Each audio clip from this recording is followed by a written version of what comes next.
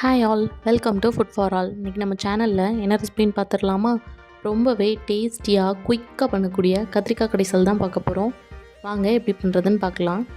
அதுக்கு ஒரு குக்கரில் நான் இன்றைக்கி 3 கத்திரிக்காய் எடுத்திருக்கேன். கூடவே 2 தக்காளி, ஒரு பெரிய வெங்காயம், 4-5 பல் பூண்டு, ஒரு 1/4 ஸ்பூன் பெருங்காயத்தூள், 1/4 ஸ்பூன் மஞ்சத்தூள், 1 ஸ்பூன் சாம்பார் தூள் சேர்த்துட்டு தேவையான அளவு தண்ணியும் சேர்த்துட்டு இதை குக்கரை மூடி போட்டு ஒரு 3 விசில் விட்டு எடுத்துக்கலாம்.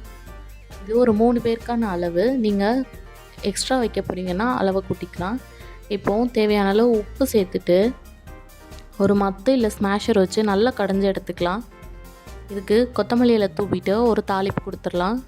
அதுக்கு ஒரு கடாயில் எண்ணெய் வச்சுட்டு எண்ணெய் நல்லா காஞ்சதுமே கடுகு, சீரகம், காஞ்ச மிளகாய் போட்டு தாளித்து அதில் ஊற்றிடலாம். சூப்பராக டேஸ்டியான கத்திரிக்காய் கடைசல் ரெடி.